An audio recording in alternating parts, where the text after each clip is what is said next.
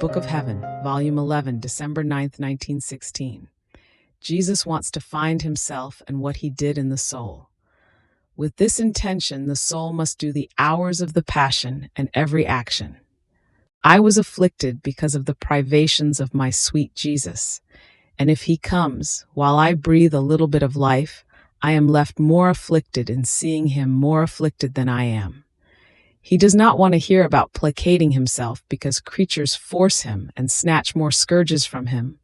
But while he scourges, he cries over the lot of man, and he hides deep inside my heart, almost not to see what man suffers. It seems that one can no longer live in these sad times. Yet, it seems that this is only the beginning.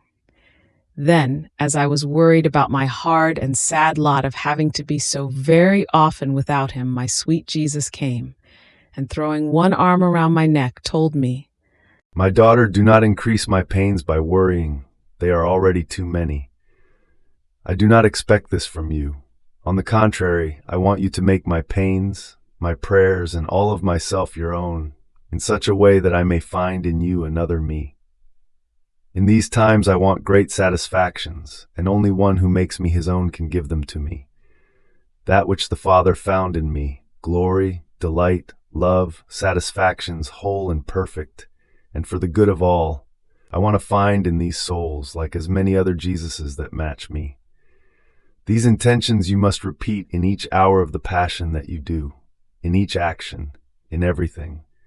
If I do not find my satisfactions, it is over for the world.